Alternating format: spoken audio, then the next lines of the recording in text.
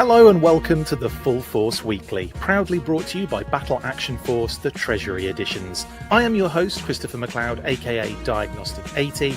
In this episode, I bring you all the news from the past week in the world of G.I. Joe. So what is it, me? It's the Full Force Weekly. Hello, everybody. Hope everyone's doing well. Happy Saturday, October the 4th. Can you hear me? I'm just going to throw that out there right now. Can you guys hear me? Audio was having a bit of an issue at the start of the stream before I went live, like at the very last second.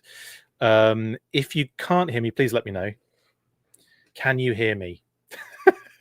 Yes, good. All right, that's all I need to know. That's all I need to know. It's funny because there's just no way of knowing. Like you can see that like microphones are moving and like audio is coming in like all sorts of different ways. But you just can't be too sure that the other people on the other side are actually hearing you. So I'm glad that is happening. Yeah, loads of stuff this week. It's been G.I. Joe heavy on the lead up to NYCC, which is, of course, next weekend. Well, next week, really, because it starts about Thursday-ish or Wednesday-ish, doesn't it? And who's Can You Hear Me? That's a bad one, Chucky, but I like it. Is it like Kanye? Can you? Anyway, yeah, lots to get into today. Now, we can confirm that there will be more reveals next week. All right? So keep an eye out Monday, Tuesday, I guess Wednesday as well, just before we go into it. There'll be reveals all the way up to NYCC. So keep an eye on the freaking socials. All right? And just as what I've noticed, like I try and follow patterns, and they were releasing kind of between midday and like 1:30. That was like that hour and a half space was where they've been revealing G.I. Joe renders. So it's in that sort of like lunchtime sweet spot they like to drop them. So yeah, Monday and Tuesday, keep an eye out for more reveals. Anyway, we've got loads to get into today. And of course, Renegade Game Studios dropped a massive clanger on me today. So I had to quickly put that in there. So we are going to be looking at some of the HeroScape stuff. We've got comics news to get into. We've got, which is funny because I haven't actually read the Cold Slither issue yet. I know, what's wrong with me? So I can't even talk about that. I can just talk about the fact that it's out and it came out this Wednesday. Yeah. So anyway, what was I saying? Comics news. Renegade Game Studios news. Fans Hobby dropped something earlier today as well, which I had to rush to get into the slideshow. And I think Budo turned up today. He's there. He's down there, but I haven't opened it yet, so I don't know if it is him or not. I was expecting Cobra Commander, so maybe it is, because like the boxes are ridiculous. When I get something sent from Pulse in a box, it's like 5 times the size of whatever the interior is. Either way, that's irrelevant. Yeah, we've got all sorts. Ghost Viper news, all the renders to talk through, lots to get into. So why am I still talking at the beginning here? Let's get stuck bloody into it with some comics news to start.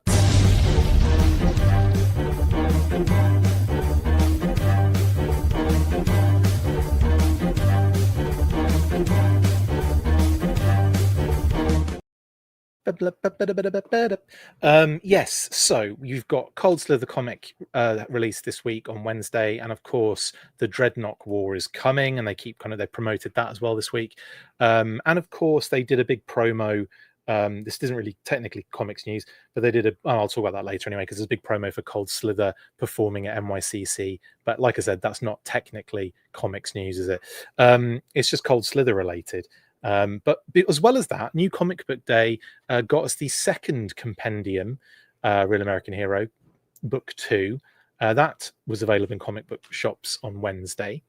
So that covers a huge chunk of a Real American Hero. What issues was it? I've completely forgotten now. Doesn't say on there. But in any case, Book 2 of the Real American Hero kind of compendium is up October 1st, that was, which it was, wasn't it, on Wednesday? And of course, Cold Slither dropped the one shot as well. That was available in comic stores on Wednesday. I haven't read it, so I can't even really talk about it, which is hilarious. And so no spoilers on that one.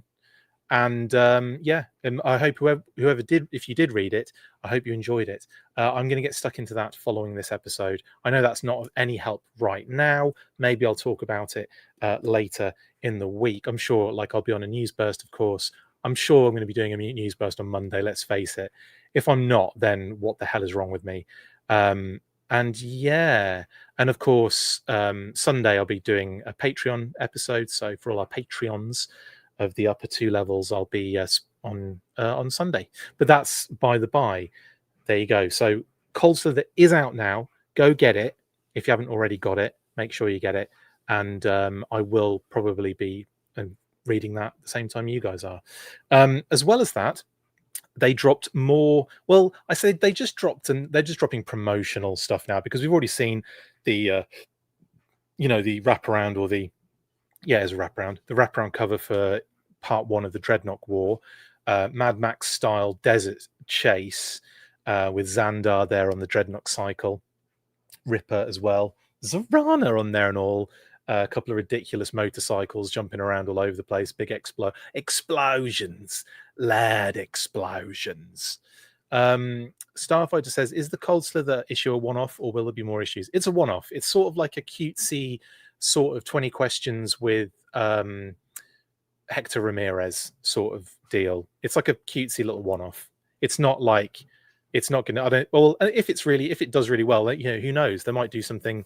They might do like another future sort of issue or something, but it's pretty much not really set up like that. Yeah, there you go. That's pretty much what they've been promoting with the Dreadnought War. And they've also posted this little image here of Duke and Cobra Commander racing along in a Jeep. Surely the same one on the cover here of issue 13, which is where the Dreadnought War starts. One of 5 parts, remember. And yeah, Dreadnought War is ongoing. Yeah, he wasn't asking that question though, Catchboy. He was asking if the Cold Slither issue was a one-off. He wasn't asking about the Dreadnought War. The Dreadnought War obviously is part of the Energon universe. It's one of 5 in terms of a little story arc, but it's part of the ongoing Energon universe storyline.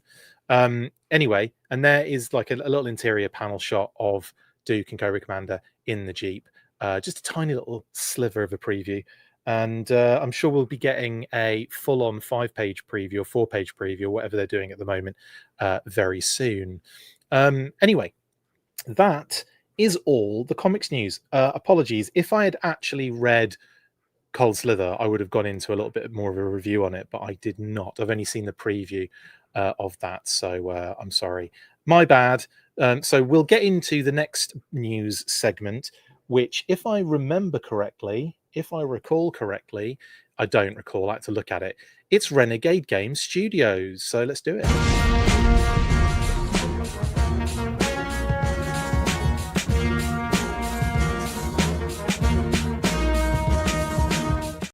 Yeah, so currently at the moment, Renegade Game Studios is doing its Renegade Con virtual event, and they have been dropping reveals today, in actual fact, for G.I. Joe HeroScape. And I took a bunch of screenshots and posted them earlier on the old socials. And yeah, and other than that, you can go check out the full video that goes into all the details about all the reveals and all of the little details about the games and all that kind of stuff. There's a lot of it. A lot of details, I should say. Now, sorry, I missed. There we go.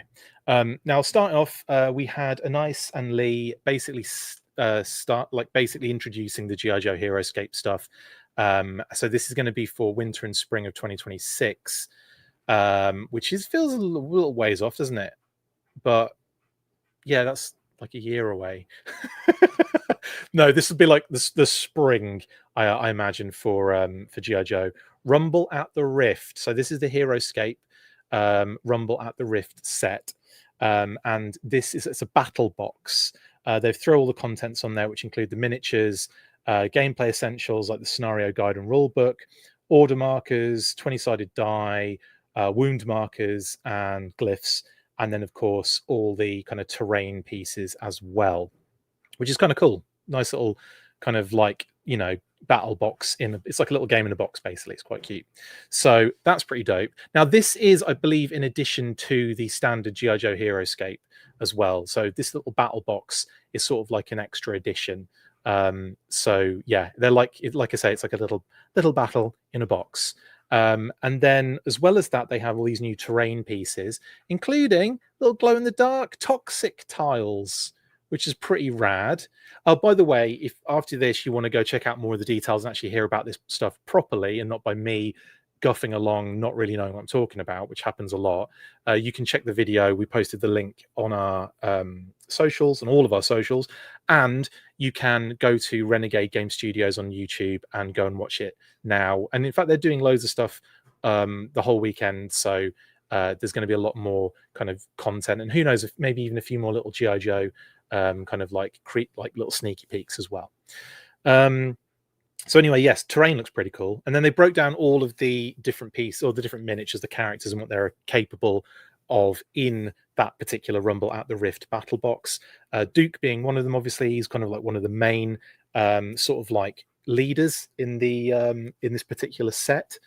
So he's going to be probably one of the main powerful kind of like characters in the set. They're also talking about other little things like, you know, Snake Eyes having that kind of stealth ability, and his Snake Eyes, of course. And like, I should also say, we've seen all of these pieces and stuff revealed already at that convention, Gen Con. I think it was at Gen Con. Shout out to, I can't remember who sent the pictures now. My apologies. But basically, someone took a ton of pictures at Gen Con and sent them to us. And it was, you know, all the booth basically of all the Heroescape reveals. So it was kind of all in that booth. We posted it ages ago. You can see that on our socials as well right now, like up close and as up close and personal as you can get with those images. But yeah, here is Snake Eyes. And again, they talked like about all the different like abilities that these particular miniatures have in the game. Scarlet as well, another, you know, obviously very cool character to include in this set. Roadblock, who they mentioned, this is an interesting one because he's a big dude, carries a massive gun, which slows him down, but he does obviously make up for that in strength and kind of, you know, like a brute strength situation. So what he lacks in speed, he gains in strength. Like, so some of the others will be a bit faster and they will be like, you know, Snake Eyes in stealth, Duke in leadership. Roadblock has that sort of like intense strength and a tiny weapon as well. Yeah, they gave him the small gun, Bad Wolf, indeed. Why did he get was it the Wickety Cricket that he calls it in Men in Black? That tiny little thing that does loads of damage. Yeah. And then, of course, we've got a Regal Cobra Commander with cape. This is Snake Supreme if he was in Regal colors, which is an absolute mind melter. You could probably just about customize that, but you'd be painting over Snake Supreme, which I think actually is against the law in all 50 states. So you'll have to fly to Europe to do it. You'll have to fly to Europe to actually paint that Cobra, that Snake Supreme in Regal colors. I'm only joking, of course. That was just me being an idiot. Against Cobra Commander, one of the leaders, of course, in this set, and obviously he's going to have those sort of capabilities and powers. Storm Shadow, very interesting. Storm Shadow, they went with the website. Again, these are all sort of like, yeah, I'm going to say it, classified evergreen GI Joe designs, which I've kind of changed a little bit in terms of classified, but anyone else that sort of uses the GI Joe brand for, you know, like licenses it out basically, tends to utilize the classified evergreen materials, which I'm sure is because that's what Hasbro give them in terms of like reference materials and materials to utilize for licensing purposes. So it's interesting that we do keep seeing these kind of like throwback designs, and especially with Storm Shadow, it's kind of fun to have that sort of website Storm Shadow in, even if it's a tiny miniature form, you know, it's fun to have him, you know, in this, even in, you know, in this kind of like this form. The Man in the Iron Mask look for Stormy isn't really my thing, says Bad Wolf. Totally fine if it's not your thing. I find it quite fun that they're doing those kind of old school classified designs. Also Mindbender. Now he is described as obviously being, manipulator, and also they described his weapon as a weird thing that he waves around, which I thought was quite funny. I thought it was like he had a cattle prod type thing, didn't he? And he had some other sort of weapon that I always forget what the description is for it, but I always called it a cattle prod because that's what it looked like. And it's the kind of nasty thing that you'd think he'd have in like an experimental laboratory, just like zapping the weird mutant creature he just created with it up the bum. Anyway, that's Dr. Mind Bumder. Then we have Destro again, like leadership and armaments. Basically, let's face it. And Destro, there he is. That's pretty much that, and that's the Rumble at the Rift battle box, which the standard edition would actually be unpainted miniatures with a paint wash on them. That is $65. And the premium painted edition, so you don't have to do any customization, you don't have to do any painting if you don't want to. If you like doing the painting, then obviously the 65 is a great option. But if you want the game straight out to go straight out of the box, no painting necessary, then there is a painted version that you can get for $85, which is really, really cool. So there you go. That's the costies. I believe you can pre-order these now on Renegade Game Studios website. Apologies if that isn't the case, but that's what I assumed. And if not, then they'll be going up very soon, probably after the convention. And then they added extras, so the little expansion. So we have an army expansion for Heroescape here, which features a couple of other really cool miniatures, which I wanted to go through with you guys. We've got Lady J, who looks really dope, about to launch one of her spears. And again, kind of like, this is interesting actually, because I don't even think the first Lady J for Classified had those gold knee pads and shin guards. So do you know what I think's happened here? I think that there are materials for Lady J that have her designed even closer to that first wave of G.I. Joe figures, in the same way I think Flint as well, that they would have had these sort of like gold-plated knee and shin guards, which I think then were sort of designed out as the line developed, because it felt like with the feedback they were getting from the Wave 1 that that some of the other designs changed slightly going forward, so they were kind of pulled back a little bit. So I feel like some of the materials of those early Evergreen designs obviously have Lady J with this sort of like early first kind of design, which I think is kind of fun, isn't it? Kind of shows a little bit of old school sort of development in a sense that you don't usually end up seeing unless those images are revealed from back in the day. But as we've spoken to Lenny and Tony about these sort of things, and they say it's funny with the old school stuff where we were finding like concept art and really interesting like design work from back in the day. They're like unearthing it, and it's like a kind of major piece to kind of look at and sort of like go, wow, that's really cool. It's slightly different how it's done nowadays. You're talking about like layers in a Photoshop project that may even just not just be turned off, might even be deleted in some cases. So it's really an interesting sort of thing to find that there may be some like designs and maybe inputs that feature these sort of like gone back in just completely removed sort of ideas and design kind of elements. Anyway, I quite like that idea that Lady J's got a throwback Classified version 1 sort of design going on here. We also have the zip line, which is a tactical move. There you go. That just allows you to escape a certain scenario, I'd imagine. I don't actually know. I was kind of trying to get through the video to take the screenshots at speed, based on the fact that we didn't have much time. So I didn't have much time to get it ready. But there you go. It is a permanent power glyph. Interesting. And then, of course, this is really cool. Jinx and Kamakura. And I think these two are really awesome figures. We've kind of got Jinx in her sort of like new sculpt era sort of design, and Kamakura in a sense as well, like, because it's not like 100% the Classified vibe, is it?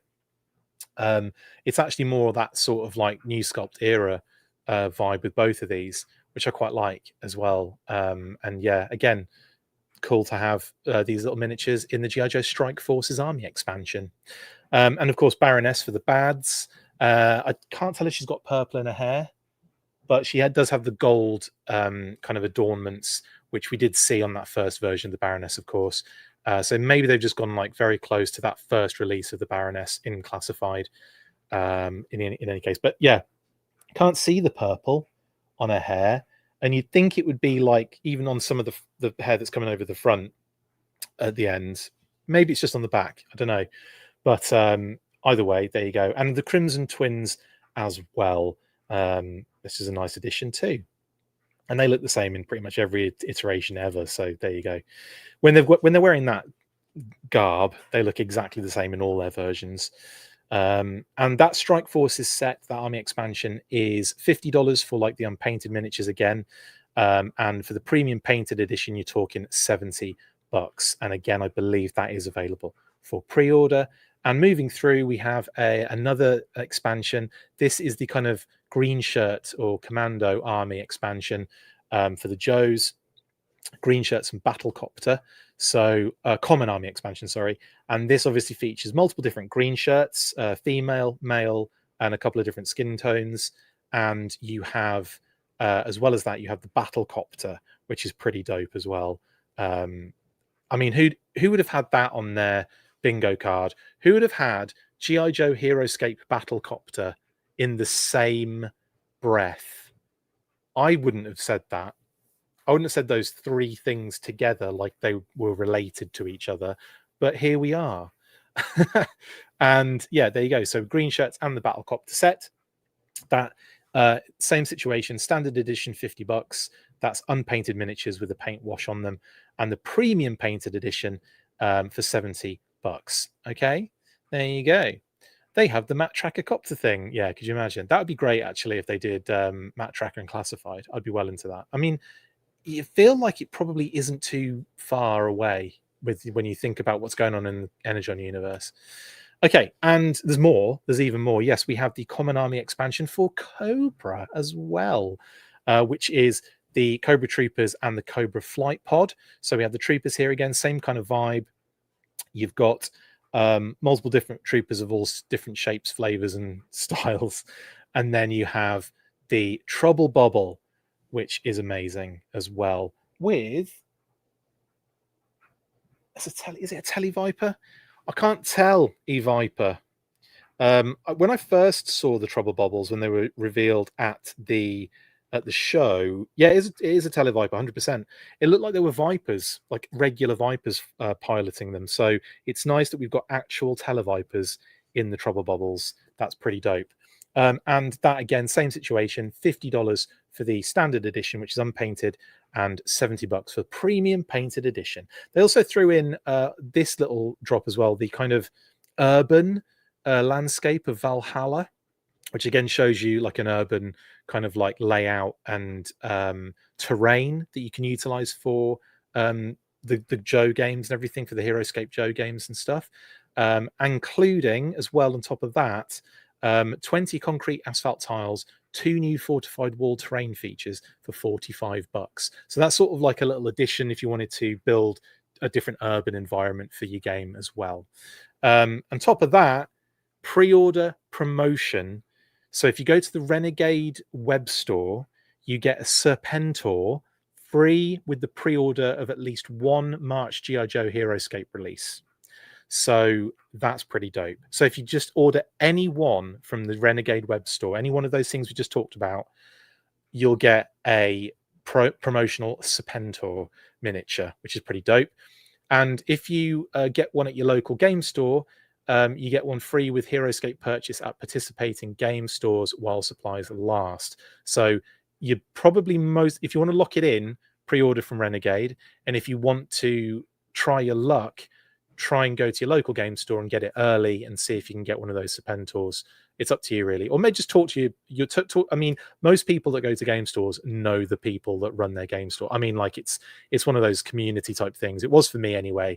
And I would definitely go and just ask the question, hey, are you getting any of the Renegade stuff in for G.I. Joe Heroescape? And if you are you getting the Serpentor? And if they're not, then just pre-order it from Renegade, or pre-order one element from Renegade, get the rest from your local game store if you want to support your local game store. You know what I'm saying? Anyway, lots of cool options anyway. And that is nearly it for Renegade. One more thing. There's a fan survey currently linked in their YouTube chat. So you can go to their YouTube channel, click on this video, the March reveals for HeroScape. And in the chat, there is a survey which you can take, and you can give your kind of like what you want to see next for HeroScape G.I. Joe releases. Okay.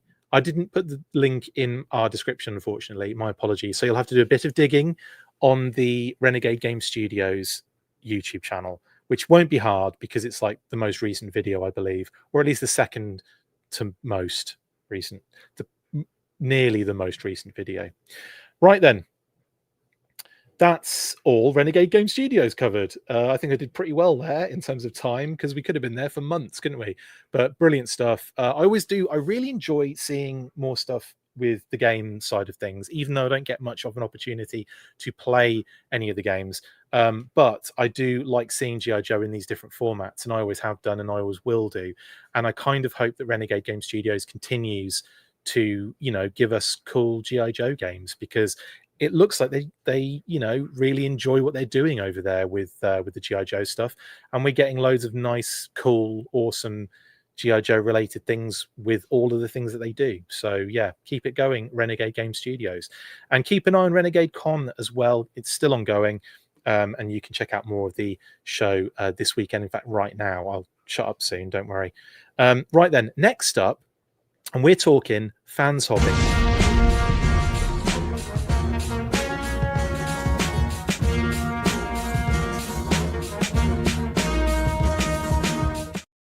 Yo! So yeah, Fans Hobby have teased a cheeky little new deco release for their VE01 Air Eagle, and they just titled it 04.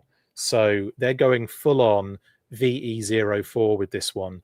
But it does look very much like a redeco of the Air Eagle. Correct me if I'm wrong. It might not be. It might be something completely different, and they're throwing us right off the right off the scent. But these are the images that we got.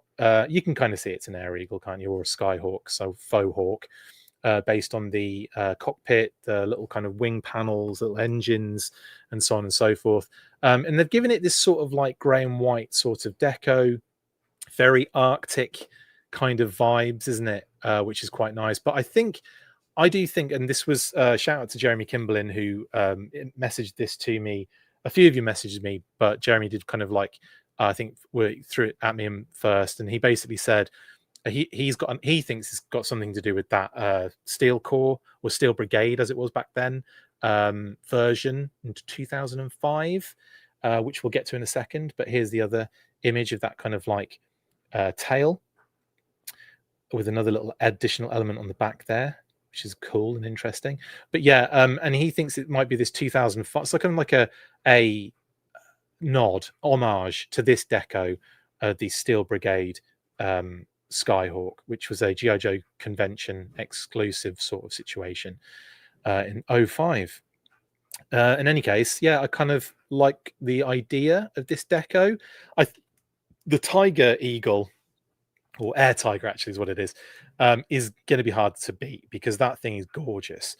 But I do like the thought of this one. Very interesting, getting another deco in there. And they're obviously doing well with these Air Eagles, because they just keep churning them out. So good on them, I guess. And there you go. That's pretty much everything for Fans Hobby, because they didn't post much else other than expect to see maybe something else down the line, maybe some extra bits, some extra reveals soon. So there you go. Right, that's Fans Hobby, and again, expect something very cool with the Air Eagle there. Now, that was a quick one, wasn't it? Because there's not really much else to get into there. But so we're going to get stuck into what I believe is the classified renders for the week. I mean, that was the biggest news, and it's probably going to take us a while, so let's get going.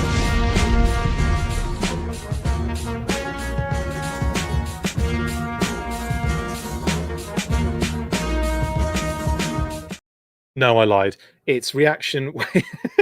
It's reaction plus wave 5 already showing up. It was a complete bait and switch there. I'm like, let's talk about the classified render reveals, and then I'm like, no, let's not. Let's actually talk about reaction plus wave 5 showing up in hand. And yeah, so there you go. We have had a load. I mean, loads of people have been getting these. It's not like it's not a situation where this is the only image going around, but this was the one that we kind of led with when we first saw the images coming in. And this was courtesy of, he forgets and has to scroll to find it. This was courtesy of Stephen Chaser.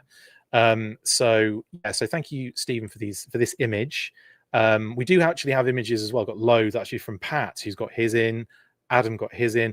People have been getting these. This is not like anything kind of crazy new or anything. I'm sure you've seen them all, and I'm sure you may even have them in hand yourself right now. I don't have mine yet. I was expecting them in hand, but I'm not gonna. Hey, if I get them, I get them. It's all good. So we've got obviously the Arctic Destro, Arctic Snake Eyes, Big Lob, and Pythona with her gem of that size. And from what I can see, they all look bloody great. There was a bit of conversation regarding Pythona's color, I want to say, in that she was a little bit too bubblegum pink, which I kind of get that to a degree. I would say that I think she looks pretty much really cool. I mean, it's an O-ring Pythona, isn't it? It's like we've wanted it for so long. I think the expectations are going to be so high for that particular figure. So I think it's always going to get the highest scrutiny, more than any of the others. I think the standout, and this is not a pun, it kind of is a little bit because he's the tallest, is Big Lob for me. I kind of think Big Lob is the star of the show, and it's a pretty solid offering. Like Destro's got the kind of squidgy skirt piece for the jacket to kind of really give off that kind of crazy jacket vibe.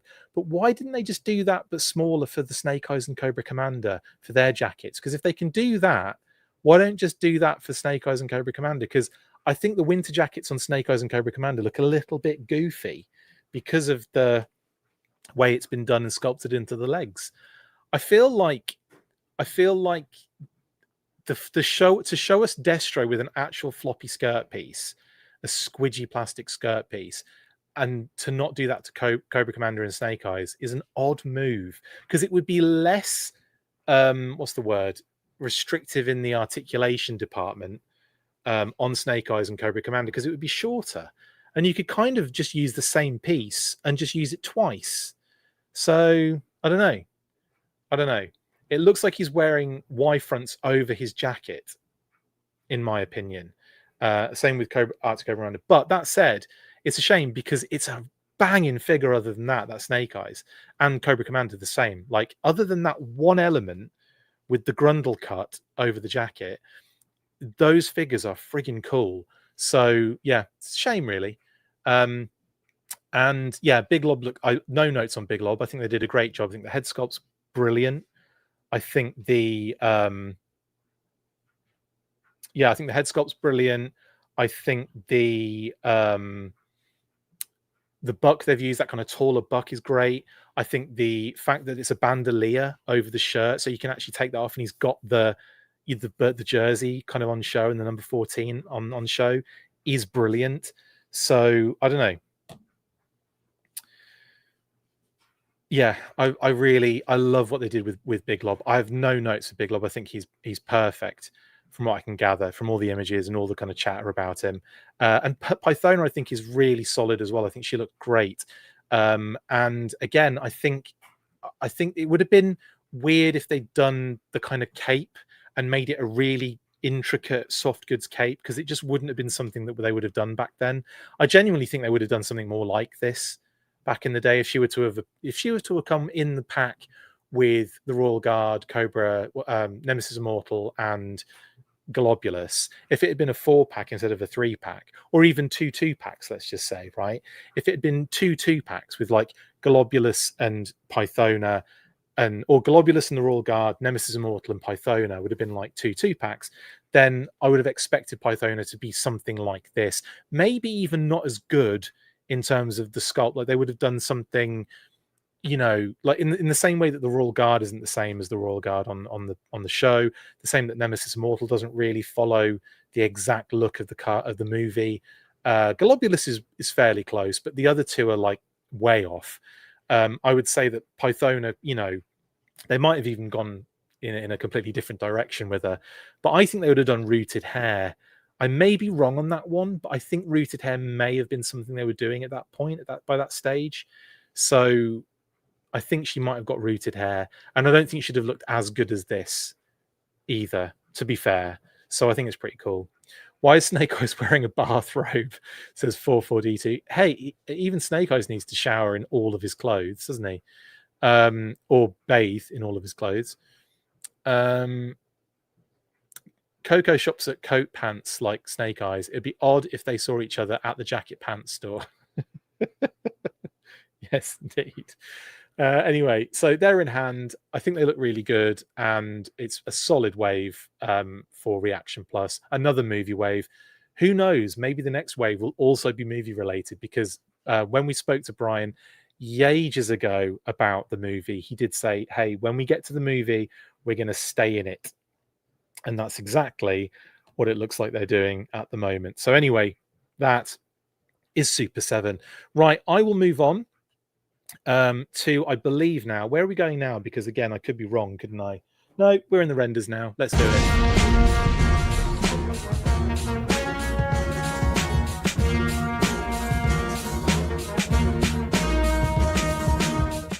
Yeah, so I went live 3 times this week, I want to say, for 3 different render reveals.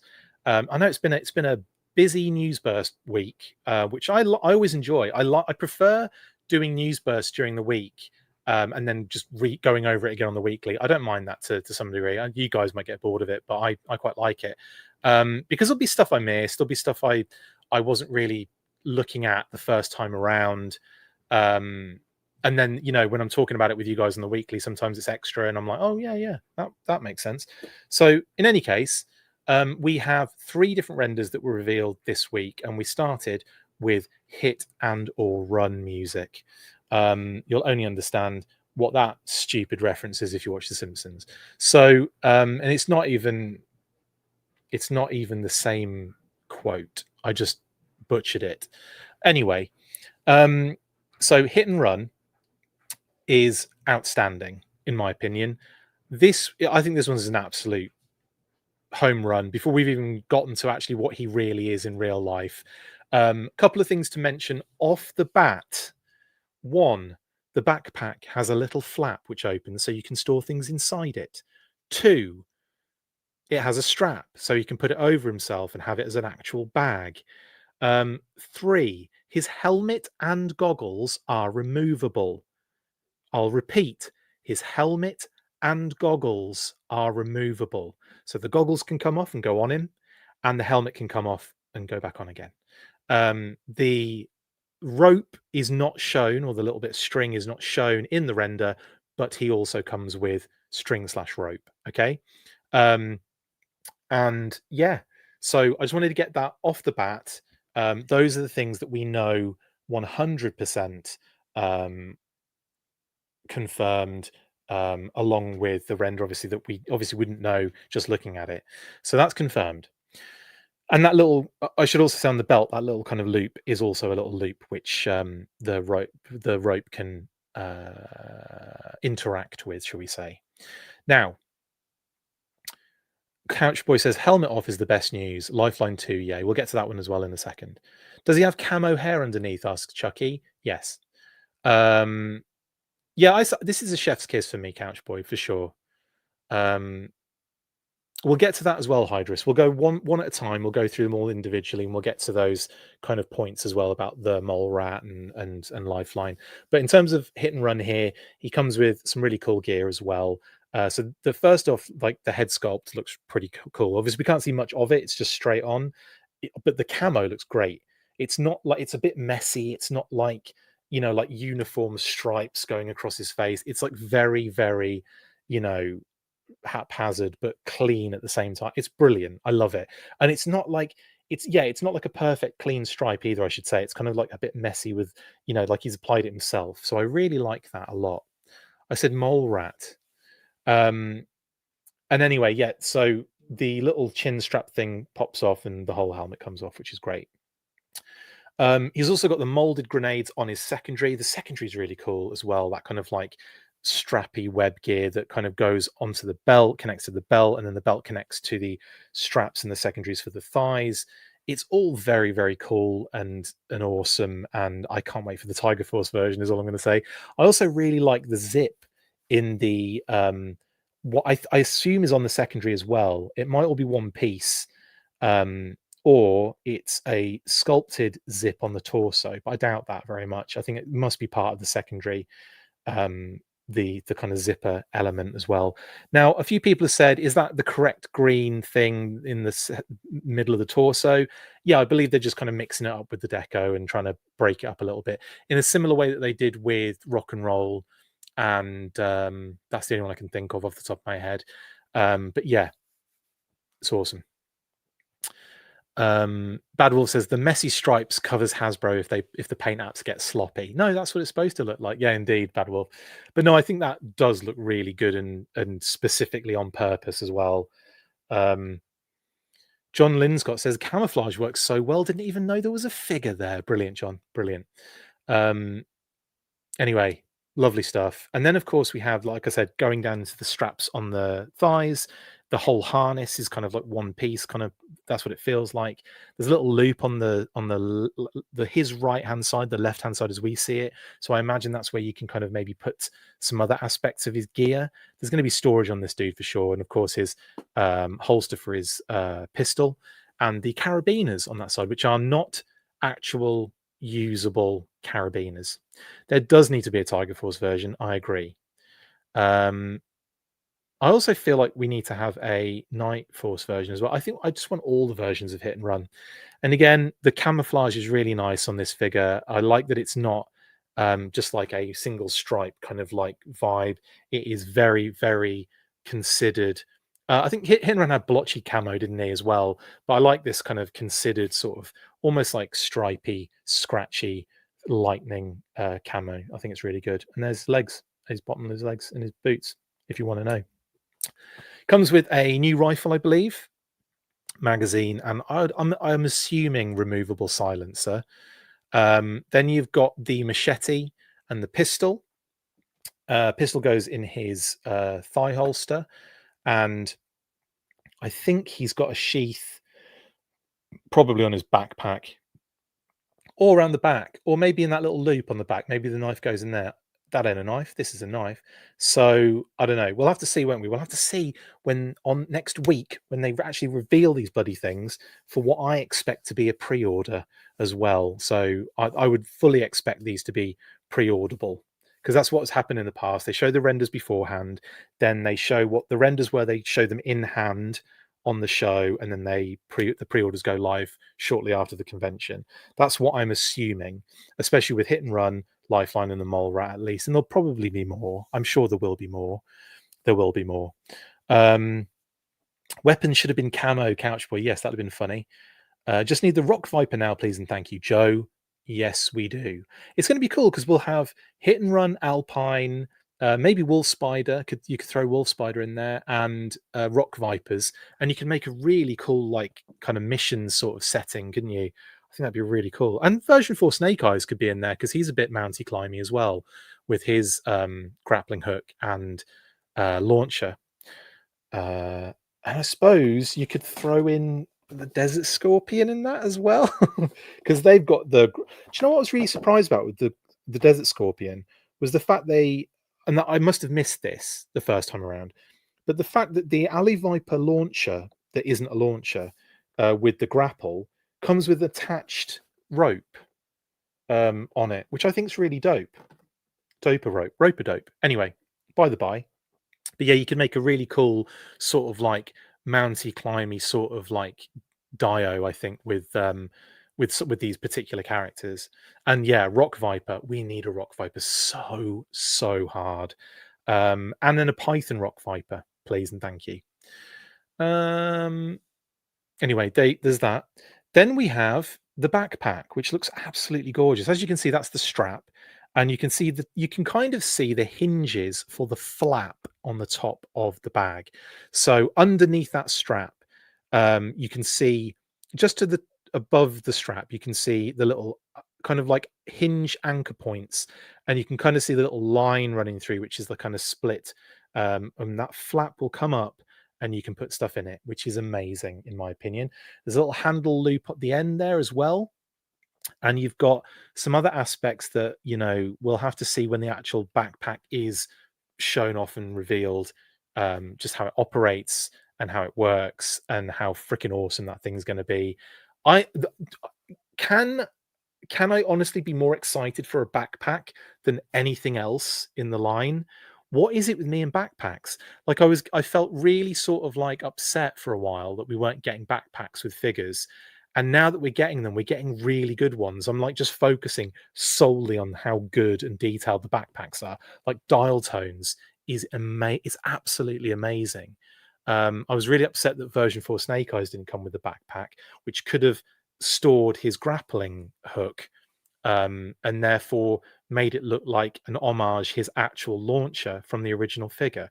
I'm going to stop going on about that because that's going to be a bane of my life for the rest of it, isn't it? Um, but yeah, there are so many really good, awesome backpacks recently, even down to like sci-fi's, which is just like his original with the plug-in,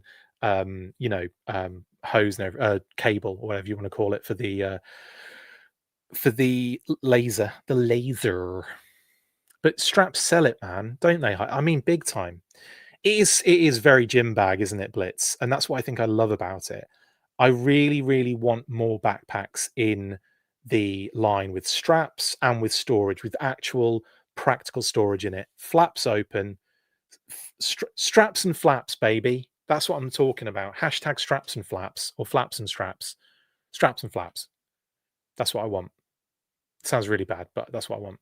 Is he a two strapper or a one strapper? Asked Blitz. It looks like a one strapper. Clearly a one strapper. This is a duffel bag, not a. This is a duffel bag, not a rucksack. Anyway, or maybe that is a rucksack. Backpack is what I should have said. Anyway, that's the backpack. He also comes with the classic turny handle, which on the original goes on the bag and obviously coils the rope up inside the bag. I want to know how that works on this. I don't know yet, but I'm really excited to find out. And of course, the grapple itself, which I'm sure will store in the bag, and the another little like a pickaxe head, but with a hole in it. Yeah, nice one. Um, there you go. There you go. And that's hit and run, all done and dusted. Actually, this is Mole Rat Stage 2, but you know what I mean. We've just done hit and run. Now we'll move on to Mole Rat version 2. Now, this was a surprise, and it did throw me through a loop in regards to listings and all that kind of stuff. But we have that information now, and I kind of reported on it on the last news burst on Thursday, I think. So for this particular release, we got a redeco of the mole rat and a new part, being the head, that new headpiece there, which is a stage 2 of the mole rat. Now, the mole rat being a sort of exposed to the dark energon grunt worker that's mining for energon or dark energon in the mines of whatever. I would imagine the mine is in the same mountain that the ark is kind of like millions of years meshed into when it crashed into Earth. So I wondered that'd be kind of fun to find out where that particular cave is that they're mining that dark energon. I'd really like a little bit more of that narrative in the Night Force. But of course, this is now taken out of the Night Force. It's taken out of Walmart's sort of like thematic situation, and it's placed into the main line. So where Mole Rat, the first version of Mole Rat, was a Night Force release, this version is mainline. And we get a very cool updated deco in this kind of like dark green and neon green kind of like combination, which is actually really cool. It looks very bug like, as in Cobra Bug, the vehicle. So many cool things about this. And I kind of glossed over the head a little bit before we moved on there, but the that new headpiece is cool, and again, like insinuates that it's gotten worse for the mole rat that has been exposed, and now it's just mainly crystals in a skull, which is really dark, isn't it? But pretty cool at the same time. Now, the original mole rat, I will say, the dark energon elements and some other parts I think on it glow in the dark. So I'm just expecting that the energon on this also, the dark energon on this will also glow in the dark. I don't know for sure, but I just assume they're going to do the same thing with it. I could be a wrong assumption, but we'll have to get confirmation on that particular aspect. I haven't done that yet. Also, I love the fact on this version they've changed some of the tampos that were going on the gear on the top upper torso. So where it's got this sort of like life sort of um, readout, the kind of like the pulse readout. It's the Hasbro Pulse logo on it. Um, where they've got that now, the old one had it was almost like a faux target logo, which is quite funny. It's like just two circles basically. And that little readout again above it didn't have anything written on it, but it was like there was a little tampo in there, just a different color. So they've kind of changed that up. And I like the fact that we've got this sort of like, lifeline going on his chest. Why is glow in the dark still so fascinating? Because I don't know how it works out of shell space. For me, it's because it's just magic. I still don't know how that stuff actually bioluminescence and all that stuff. I still do not understand how in real life it. It's just magic, in my opinion. Everything I can't understand, even when explained to me, is magic. Um, anyway, really cool little addition there. Again, it's the same figure. It's almost got a bit of it's like the Marauders deco, isn't it? Like if this is a mole rat Slaughter's Marauders version, just as look kind of cranked up in the colors a little bit. But anyway, that's that. Now we also get the classic OG head, which has got like just a little bit of crystals poking out of it. And again, this was the one that on the original that would glow in the dark, like those little crystals would glow in the dark, which is really, really cool. It does look a bit cesspool deco as well, doesn't it, Rancid? Yeah, for sure. I imagine we'll see cesspool sooner rather than later, in my opinion. I think we're going to see cesspool. It's got to be before the end of 26. Like it feels like that's a figure that I just expect to see soon, especially when like we're getting to some of the kind of main characters that we've been expecting for the longest time, and I feel like cesspool is one of them, and it's only got to be a matter of time now for cesspool. Anyway, there he is there. It kind of looks like he's got one of those because it's cut off. It looks like the handle on one of those luggage things where you pull the handle up and then you just drag the luggage through the airport, but it's not, obviously. That's what it looks like. We also have the alternate head, this is technically the default head for the mole rat because it's before they're before they're exposed to the energon. So this is the respirator or the gas mask they have. And obviously, I believe the eyes would probably light up or glow in the dark as well on that because of the same color as the energon elements. So they'll probably glow in the dark too. If they do, I hope they do. And then of course the backpack, which is really cool with the little kind of vents on it, and that really awesome tube, which has got the kind of material covered kind of hose kind of tube thing, which is really a nice textured extra. Like it's so that you just expect it to be the very boring sort of tubes and stuff that they do, and to do something like that textured and that different was a really nice touch with the mole rat. It adds another level to it, which I really like. One thing I will say that I don't like about the mole rat though is the storage option on the backpack, because no matter how you try it, it does not hold the piece that you want it to.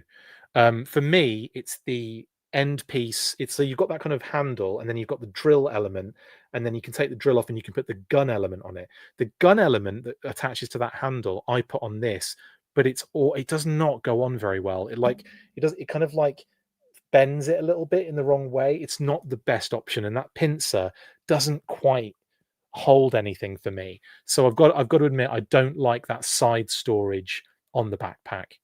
The bit at the bottom that you can hook I think I hooked the a Geiger counter to that, put the handle through the little bottom, put the handle through the bottom bit, and then it just kind of hangs there. But yeah, in terms of that side storage is just cack. I'm sorry. And it's such a shame because it would be for me the perfect the perfect figure if that side storage was practical or actually held anything. But yeah, other than that, very cool. And then of course all the rest of the pieces that you expect, like I said, that gun element, the handle and the drill, which are connected in this particular picture. So that's two separate sections. The Geiger counter top left, and of course middle top, you've got the I thought it was a lantern at first, but no, it's a storage container for dark energon while they're mining it, of course. But it does look like a lantern, doesn't it? They're holding it like an old lantern. But I'd like that. It's very nice indeed. Yes, indeed. It wasn't a kitty said, it was a kitty did, that one, Hydrus, isn't it? If you know what I'm talking about. And yeah, it is a family show. Is this a family show, Rancid? I suppose it is. There's not meant I don't swear in it. In fact, you could probably count the amount of swear words on all of the weeklies and the news bursts on one hand. Genuinely. And they would be accidental for sure. Yeah, it's not a lantern. It's a storage container for dark energon. And again, I always thought it was a lantern. I'm even my mole rat is holding it like a lantern, like walking through he's holding it like that actually through the thing. It's hilarious. Anyway, the Geiger counter doesn't go into the side. I can get the Geiger counter into the side handle on mine. The storage container hangs from the bottom. I like that idea, Jason. I like that idea because the handle can lock in, can't it, to the side probably better. See, I want all those things. Like I want him to be holding the lantern, so obviously other things need to be like hanging, if that makes sense. But no, I get what you're saying. Like move them around to get the right storage, options, I guess. Yeah. I will also add, if you're going to give a figure a ton of gear, every single piece should be able to be stored on it, not counting holding it. I think personally, because that just makes things so clean and so sort of like complete. And it really bugs me when there's just an extra piece knocking about. And guess what? A backpack that had actual practical storage in it, like if they just had a flap and a bit of hole inside or whatever, where you could put all those extra pieces, like extra hands that you're not going to use, extra heads that you're not going to use on that particular figure. Like those would make so much sense. The Sarge's bag was absolutely phenomenal. Like that was another moment where I was like, oh my god, thank god there's a kind of duffel bag in the line. And they haven't used it since. Like, get those duffel bags out. Give out some duffel bags, please. I want more duffel bags. If you put one of these in a snake arm, it should light up the face. That's true. Out of shell space. Yeah, if it does genuinely glow in the dark. Branson said they've definitely gone way away from the figures being able to hold all of their gear. I like that too. Yeah, me too. Like again, it's totally acceptable if they're holding like a pistol and a rifle or something, right? And then, or no, let's say a rifle. They're holding a rifle, and all the rest of their gear is stored. And obviously, if you can't put the rifle anywhere, that's fine. I tend to put like little, especially when they're with some of the newer rifles, they have like put like little spots where you can actually hook some like string to. And I use, like on old masks with the elasticated kind of things on the old like face masks. I use some of the old ones of those. I'll use as like little straps for rifles, like sniper rifles. Baroness, I've done one for, because she just came with tons of rifles. The retro one, do you remember that? She just came with loads of rifles that like it just looks stupid holding them all. So I got one of the taller sniper rifles and I just added this elastic mask bit of elastic on, and it works a treat, and it looks good because it doesn't like look out of place. And if you tie it correctly and kind of trim it off, then you don't have that sort of like bit of sticking out that looks a bit rough and obvious. I keep doing this on the screen, it's really hilarious. So yeah, I that's my attempt at getting extra storage for my figures, is using these sort of like old mask elastic to make little straps for rifles, basically. And kind of cleans some stuff up a lot of the time. Baroness is right there. If I could reach over and show you, I'm just going to do that. I'm just going to show you because I think it's worth showing you. I mean, you guys can understand what I'm talking about. It's not like rocket science. It's not rocket surgery I'm going through, is it? But here you can see her. In fact, this is a bad example because I haven't trimmed the things off. Let me get the one I did recently. Yep, hold fire for 2 seconds while I find it. I'm still here, don't worry. I'm still on the show. Probably can't hear me though. Who did I do it to recently? Who has got that going on? I can't find it. How annoying. I can't even remember what figure it was that I did it to. In any case, again, you can kind of understand what I'm talking about though. You can understand what I'm getting at.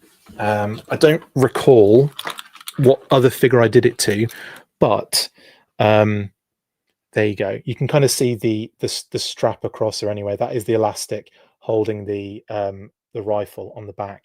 Because again, she just had so many like rifles and weapons and stuff. It looked kind of a bit dorky holding both of them. But yeah, I hadn't actually completed that custom job yet. The other one I did, and annoyingly, I don't know which figure it was, and I can't find it now. Just looking. What's really funny is, as soon as as soon as this is over, I'll be like, oh, it was that one, and I can see it, and I'm looking right at it. But whatever, doesn't matter. Now let's get into a lifeline. I did disappear down a hole, technically, Simon. It was kind of a rabbit hole that I went down there for a second. Yeah, lifeline. This one, again, yes, I'm very excited for this, to see these figures like in hand. I'm really excited to see them. Gutted I'm not going to the panel NYCC next week, but I will be reporting from said panel. Of course, I'll be doing that in general when, from the HQ. So you'll see me on here talking about it, but I won't be on site, which really upsets me because I know it would be amazing. Anyway, Lifeline looks amazing. Very interesting elements. And again, for this particular one, let me get some of the things out of the way before we move on. Removable helmet. So his helmet comes off. The shades come off. The goggles, obviously you've got one set of goggles that go over the top of the helmet, and you've got one set of goggles that he can wear. So all of that stuff is removable. And there you go. That's that. Awesome stuff. Yay. Some things we don't know. We don't know what's on the outside of the case. We know what's on the inside, but we don't know if he's got rescue and the classic logo on it. I'd imagine he will. When you look at the actual figure, it's got the logo, the medic logo on the torso there, and it's got rescue on the thigh. So I imagine he's got rescue and that logo on that particular case as well. And I'm really excited to see these. What also is going to happen, this is going to happen the week leading up to the con. Leaks of the promo images are going to happen. That's going to happen. We're going to be seeing leaks of stuff. I can sense it now. So it's going to be busy even on the lead up to NYCC. It's going to be ridiculous, isn't it? Either way, and even maybe not promo images actually on the lead up to NYCC. I would say we'll see the promo images on the panel. That's usually what happens, isn't it? My bad. So we'll see the promo images at the panel, and then we'll probably see them the day before they go up for pre-order, which is usually following the convention. So just to I'm just trying to get everyone's expectations set here, because we know how things go now. We've kind of conditioned to expect certain things in certain patterns, and that is my full expectation. And again, I love what they've done with this particular figure. He's got what looks to be a new sculpted elements torso and everything, but this does look like a secondary with the zip down, which I love, by the way. That's a great look, that kind of white zip as well, and then like the white shirt underneath, that kind of like bandolier secondary with the pistol holster. And I will say this as well. I know a lot of people were talking about the pacifism angle. It's one element of the character in like minimal iteration kind of situation. It's like he's he showed up as a pacifist in the Sunbow cartoon because they wanted to kind of like make him an interesting character for the cartoon, right? But the file bio, the original figure, comes with a pistol. There was no mention of him being a pacifist in the file card. That was Doc. So the original figure and the original intention was not a pacifist. That was in the Sunbow cartoon. And I believe he does have a little bit of, there's an element of it in one special missions where he does kind of do it as well. But I think that was more of the snake eating its own tail with the Sunbow cartoon doing it, if that makes sense. So, since then we've also had Lifeline in the 30th, the Tiger Force version in the club, and he's had weapons and rifles. He's basically been, he's a pararescue in that particular sort of aspect, and they are very much, there's a necessity for them to have weapons. So I really have no issue with him having a pistol at all. One thing or one workaround I think you can probably do with this particular figure, if you've got a spare deluxe mindbender, that is, he comes with that sort of like injection pistol, doesn't he? Like with the little files that you can stick in the top. Maybe that could be something that he could have in his holster instead of a pistol.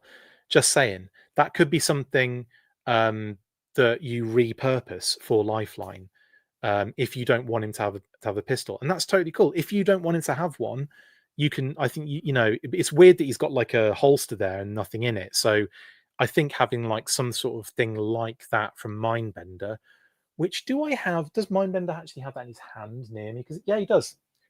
Wow. Okay, well this I can show you, and you know what I'm talking about anyway. So it's not like, again, this is not rocket surgery, but I think you could definitely just utilize this little bad boy to pop inside his holster for Lifeline if you don't want him to have a pistol. And I think that would work pretty well, actually. That'll just go in there, like I'm looking at it on the screen right now. And the little vial, the little silver bit would stick out the back, no worries. It looks like it's got enough space in there for it. I think that'd be really cool. And then, yeah, flare gun is a good shout, Josh, that Doc has. So there's options. Doesn't the holster just come off for folks who don't want him to have a weapon? Well, look at it, Jason. It's part of a secondary, so I doubt it. I don't like, you could probably take the whole thing off, but you're taking the whole thing off. So I don't know. It's not like you can just pop the holster off usually on these things, unless they have done that, which would be a nice little touch. Like maybe that's something they thought about, and we're talking about it now, but then when they show the figure off, maybe the holster actually comes off. It would be quite an extra thing to mess about with and probably cause a little bit more, might add cost to it. I don't know. But either way, I think that is a possibility for them. If they'd have thought about it in that way, then yeah, that would be a nice little thing to have them kind of just remove. Would be really cool. Because they gave Doc a bunch of different pouches and stuff that came off him. There's no real reason why they couldn't make that a removable sort of situation either. So that's a good idea, actually. It's a good idea. I just looking at it, I don't probably necessarily think that might happen. But if it does, brilliant. The other thing I like is on the belt. That again, that sort of like little readout, that sort of like, heart rate monitor type situation. Very cool. They've got the Pulse logo all over them, haven't they? These figures, and here it is kind of connected to the secondaries, or the thigh straps on his thighs, which I'm assuming on the right, his right thigh, the left as we look at it, I expect to see the kind of flashlight that he's got, that military flashlight. That's what it looks like anyway. I expect maybe that connects to the bit that we can't see on the thigh, because the original figure, that's where that light is kind of like positioned. So yeah, maybe behind those pouches.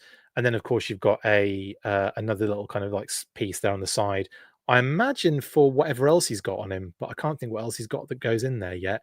We'll have to go through the accessories to see. White kneecaps, and of course your lower legs there. Not much else to see there. I just wanted to show you close-ups. You got the two different sets of goggles, one for wearing and one for putting around your helmet, Kitty said. You got the pistol, which is causing all sorts of issues. Oh, it's the knife, isn't it? So there you've got the flashlight in the middle, which I think will probably attach to that's his right thigh, and then his left thigh where it says rescue. I imagine maybe the knife goes in there, but that knife again isn't necessarily for hurting people. It's for kind of cutting bandages and field dressings, and also cutting seat belts when you get caught in a car crash. So maybe that something he could use in those situations as well. But yeah, more to rescue or help than to hurt and hinder. But you can be used in both ways. It's depending on how it's used, isn't it? But yeah, the he can definitely utilize cutting devices as a pacifist. Um, and then, of course, we have these elements too. We have the IV drip, which has got like a strap to go round arms, so you can put it round the victim's arm, and then you can have the figure hold that up in the air. I guess it'd be nice if there was a. Again, I think it would have been great doing Lifeline as a deluxe figure, because you could have thrown in like a gurney sort of bed thing with the foldable legs on wheels. I think that would be so freaking awesome. And you could also have like a stand that would be able to hold the IV. I think that would be a really cool thing to have thrown in there with him. But as is, he still comes with a decent amount of stuff, and of course, there's his oxygen mask as well, with the old huge amount of like hose that comes with it too. And that, of course, we have the case, which I imagine. I imagine on the side maybe there'll be some interaction points for the respirator, the oxygen mask. Sorry. So I think there might be stuff we just can't see yet on the side of this, and on the front we don't know what's written on that. I think it just says rescue with the medic logo on it, but we don't know yet until we see it fully. And I'm assuming there might be like a little gap, like a little hole or something that you can put the um, you know, you can interact with the mask with on the back the case as well. And in that case, is really cool. You can see there's a like an oxygen tank, and then maybe some nitrous, maybe something else. Little packs of like maybe I don't know, like band-aids. We call them plasters in the UK, things like that. And then of course you've got the shears as well, the kind of bandage shears and stuff like that as well, and cutting clothing and stuff like that, which is really nice little touch. And that kind of like squidgy foam kind of like texture that it's all on as well, to make it kind of like a little bit more realistic. I like that. Very nice indeed. Now, the backpack. Again, very excited to get a really cool backpack. Now, this I don't expect to have like storage on it. I don't expect to have it open for stuff to go in it, because this is a backpack that is doing a very particular thing. This is a monitor. This is like a piece of equipment that that is like literally on field. It's like a field friggin' heart rate monitor type thing. Like, this is a life-saving backpack that you put down the side. Clearly there's a hose connection for this on the right hand side, which looks really cool. That would plug in probably to the mask too. So again, you can have, it's going to be really cool. It's like a whole like scene you can set up with Lifeline, and someone that's been hurt in the field sort of thing. Really, really cool. I was actually really hoping they were going to reissue the dock stretcher in white or red with white deco on it, or red with white deco on it, kind of thing, just as like like an extra stretcher for Joe's. That would have been really cool. I think that would have been really awesome. And then maybe make it so that could plug into his back, and the backpack could plug into that, or there was a point on the backpack where the stretcher could plug onto it. Like, that would be really, really freaking amazing. But I get it. I understand if they're doing it the way they're doing it. I just kind of feel like I would have 100% accepted Lifeline as a deluxe figure personally. Badwell says the mask plugs into this and Lifeline just runs around breathing nos even on the battlefield. Yeah, he does it to speed up. Amazing. It's so good. Like, this is a really cool. Sorry, I've gone too far. It's a really cool figure. I'm really excited for all of these for next week, and I'm really excited to see. I'm guessing next week Big Lob and Night Viper. Just throwing it out there as a guess, because obviously we'll get to the listings later and we'll see exactly what I think we're going to be looking at for NYCC. Okay, what you may have seen there was that the Ghost Viper popped up yesterday on Walmart. The actual official listing was revealed, and the date that the order goes up, which is the 9th of October at 7 a.m. PST, which is 10 a.m. Eastern, and then 3 p.m. UK time, I think. Anyway, yeah. So that will be Walmart Collecticon, etc., etc. However, the Ghost Viper's already started showing up. Pictures courtesy of Gabe Thompson on the right, on the left, and Kyle Peterson on the right. Two separate places, two separate Walmarts. They're already sneaking out there. Now, I think it's one of those things where there's an element of getting a bit lucky here. Some Walmarts won't necessarily be paying attention, and I'll get stuff in and I'll just put it out, not realizing. And this is probably what's happened here. And also, they don't necessarily play by the rules with classified, do they? I mean, we were expecting the reveal to happen yesterday, and we didn't really get any fanfare or any sort of like official listing, and it was a sneaky. It was Stark's sneaky links. That's easy for me to say. Who posted the actual listing before it was officially revealed by Walmart? So, thank you to Stark's sneaky links. That's so hard to say, but go check them out on Facebook, a little group on Facebook, and you'll see the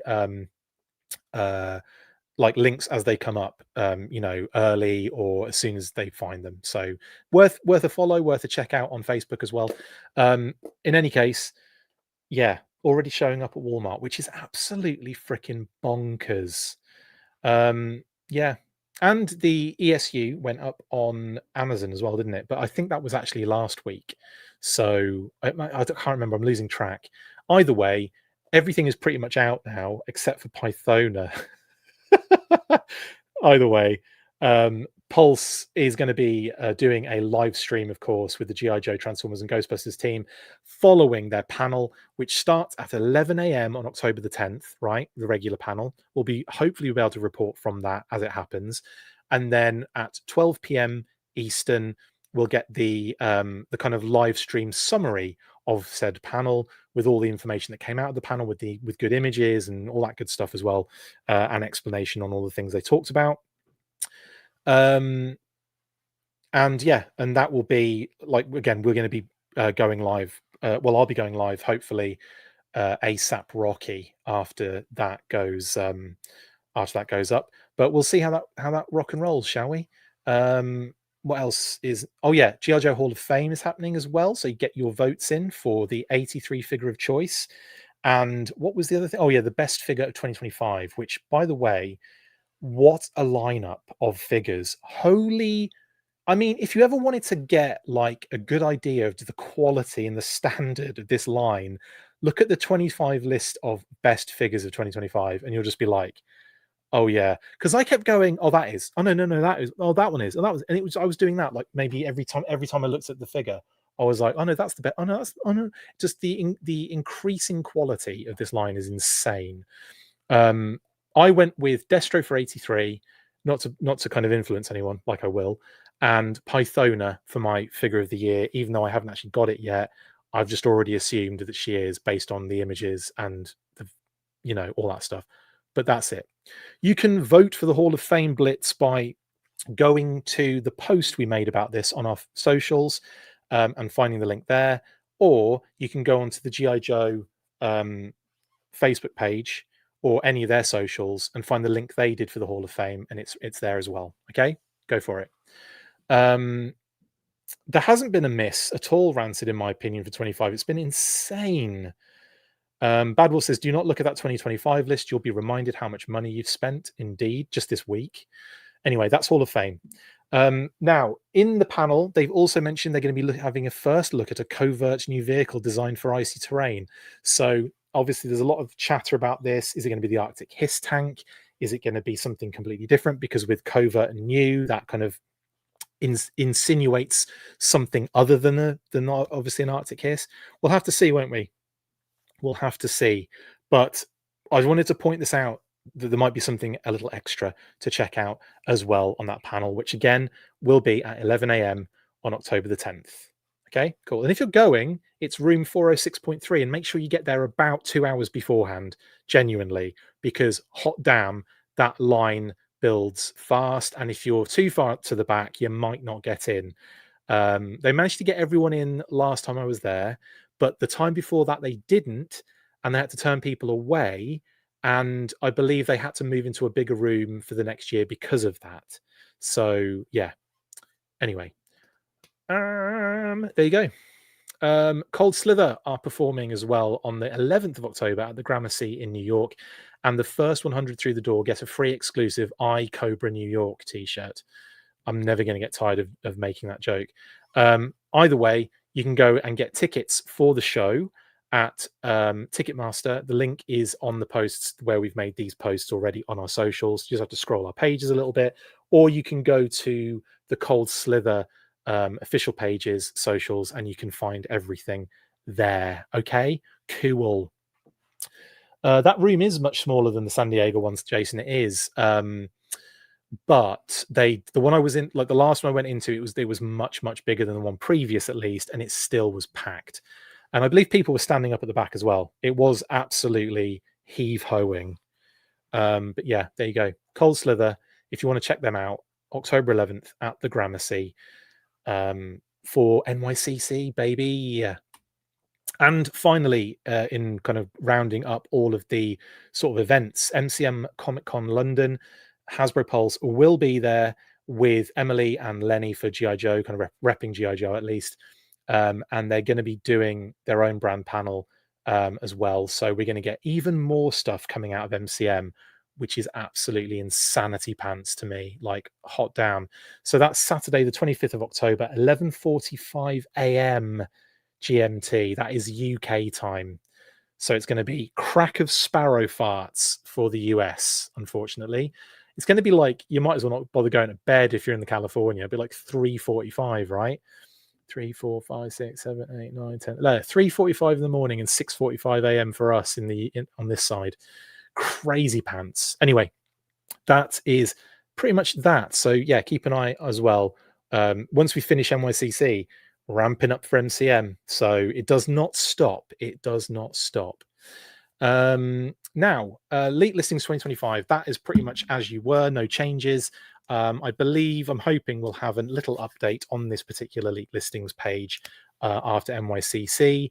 We'll have to see though, won't we? Because we're already unlocking stuff for 2026, including, and if you missed my news burst on Thursday, then you would have missed the information that it looks like we're switching to 5-figure waves for the main line. That's why I've changed things on the list and moved some stuff around, because we now know that Tyrannus, Razor, Callie, Lieutenant Steel, and Lieutenant Felina are a wave of figures, and that is Lifeline, Night Viper, Hit and Run, Big Lob, and Mole Rat Stage 2. Of course, Lifeline, Hit and Run, Big Lob, and Lifeline, Night Viper, Hit and Run, and Big Lob were all name only revealed, as well as Iceberg, but they were all name only revealed already. The Mole Rat wasn't. But the Mole Rat has been revealed now, and we know that that listing is Felina, and we also know that this is the structure by which they're going to be brought out. So Lifeline, Night Viper, Hit and Run, Big Lob, Mole Rat, that looks to be a 5-figure wave, which will be revealed, I guess, at NYCC. And then, of course, we have, and like that has kind of given us the rest of that kind of lineup and how that's going to be for the rest of the year. It either looks like and then we've got the next 5, obviously, and then the next 5 with Iceberg in it. Now, for those uninitiated, the Lifeline, Night Viper, Hit and Run, Big Lob, Mole Rat situation means that they are in hand in 2026. But obviously, they're revealed now. They're revealed at this point in the year, but they're in hand in 2026. So if you're looking at this if you're looking at how you're looking at it now, the next group down, Enforcer, Dark Cat, Dr. Viper, Schlub, and Pastmaster, those particular listings, they're going to be revealed at the start of 2026. So that'll be in like the February kind of time period, live stream, fan stream sort of situation, right? So that will be at the start of the year. Then they will reveal the next batch, which would be Commander Feral, Hippocampus, aka Iceberg, Dr. Street, Professor, and Stupendous. They would be like, I'm assuming, Yojo June, based on how it's been done in the past. But the way we had it last year is we had a wave that was revealed before Yojo June and after February, March time. So it was like in April, wasn't it? So I'm not sure if they're going to do that again or if they're going to just go straight to Yojo June with that 5. And then we have 3 listings, which we think there are just a few other listings that are probably going to turn up. There's probably a few more to go, and then it'll probably be another 5 before the end of the year. So yeah, that's basically what that effectively that structure looks like and what it means. And then of course we have all the mainline deluxe stuff, the exclusives. We know Taurus and Red Dog, obviously because that's been name only revealed, and we know that Gleep is the Snowcat, but again, it's already been revealed, so we understand that. Whatever they reveal over NYCC, we will unlock here, okay? If they reveal anything else new that we know of. Right then, my goodness, that's all the listings. The name only reveals currently, as I said before, that are left are Big Lob, Iceberg, Taurus and Red Dog, and the Night Viper. So I'm expecting to see Big Lob and Night Viper next week. I'm expecting to see those 2. Maybe they'll drop a Taurus and Red Dog 2-pack. Maybe they'll do something else out of the blue as a reveal. Maybe it'll just be Big Lob and Night Viper and they'll do the rest at the show. I don't know. We'll have to see, won't we? But that's kind of what I'm semi-expecting Monday through Thursday next week. Since the Snowcat was already ordered and whatnot, shouldn't that be green, Chris? Yes, it should actually, Bad Wolf Media. You're absolutely right. That should be a greeny, not a yellowy. You're absolutely right. I suppose it... Yeah, no, you're right, because it's been ordered. Everyone's ordered it. It's completed. You're right. I'm going to green it. The next thing I do is I'm going to green the hell out of that Snowcat. Thank you. And then, of course, digital renders. I've added Lifeline now. So Hit and Run and Lifeline for the Joes, Mole Rat, Pythona, and Ghost Viper for Cobra. And of course, we know the Ghost Viper's out now already pretty much, but it will be going up for pre-order officially on the 9th. I say pre-order. It'll be in stock, for goodness sake, obviously. Pythona will be in stock as well over the convention and then on Pulse after the fact. And... yeah, and I'm assuming Mole Rat, Lifeline, and Hit and Run will be pre-orders following the show. But there you go. That's just presumptuous. You know what happens when you make assumptions or, whatever. I don't know, make an ass out of me and umption. Right, that is everything. Let's have a quick word from our sponsor and then get into shout-outs.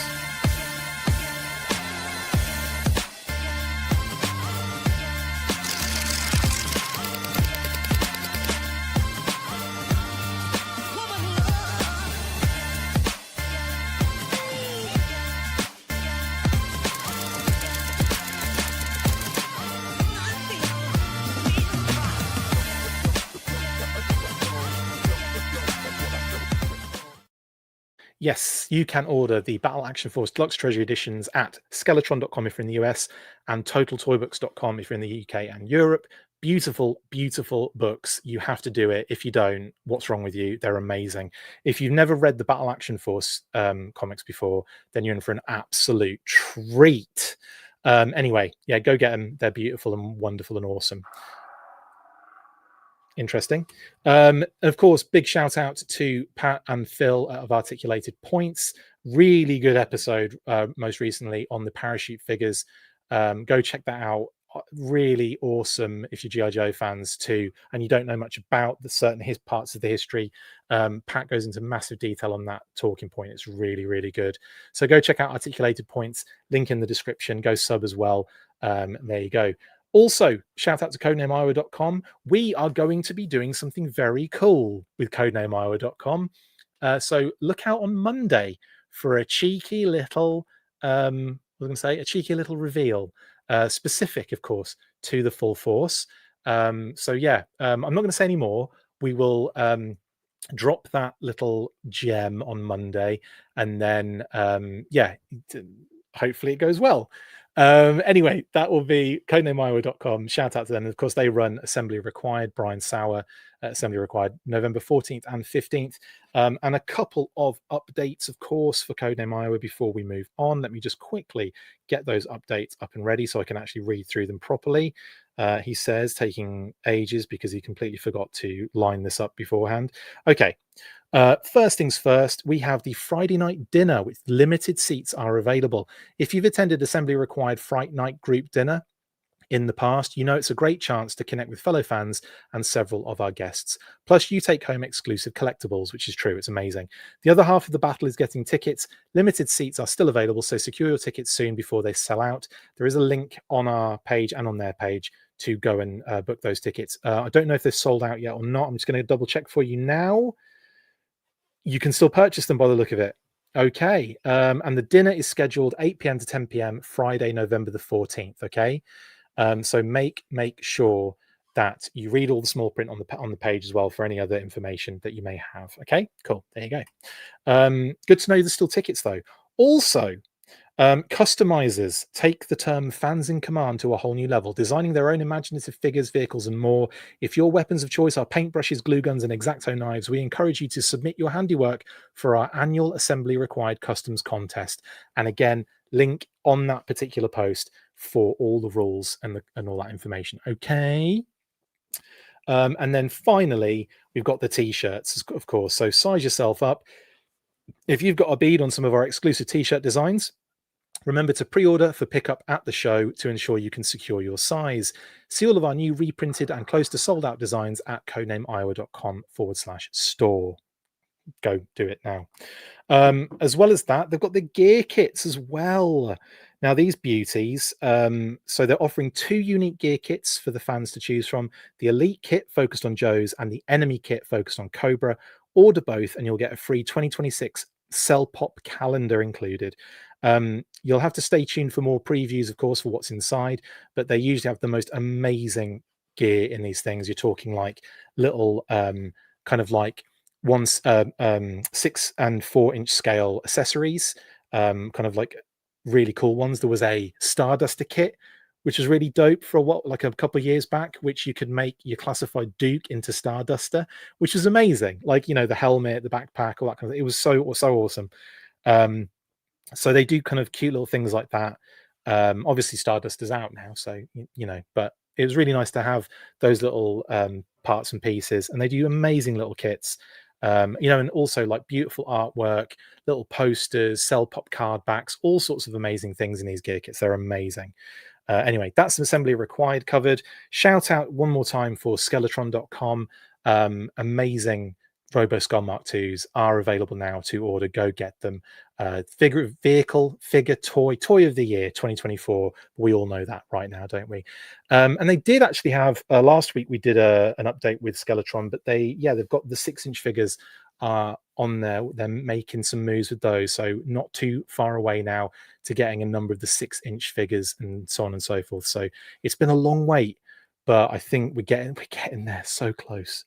And that is the end, guys, of this particular weekly. Thank you so much for joining me for the show. I will be back I'll be back tomorrow for patrons, so I'll see you for the Q&A on Sunday around about the same time, about 3:00.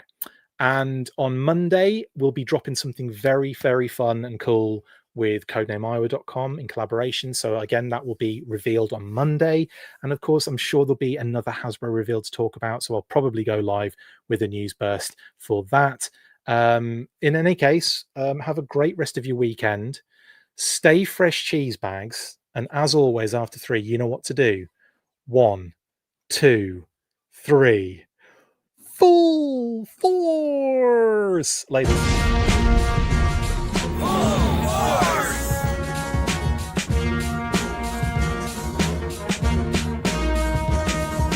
Make sure you get involved with the discussion by liking, sharing, and commenting on these videos. And as always, you can keep up with the show after listening by following on all of our social platforms, links in the description. And if you would like to contact the show, you can message us on any of those platforms with feedback or questions. We also have a Patreon page, so if you want to show your support for the show, see your name up in lights on these videos, or enjoy exclusive bonus content, then check out patreon.com/The Full Force Podcast, or click the link on any of the posts this podcast appears in. Full Force.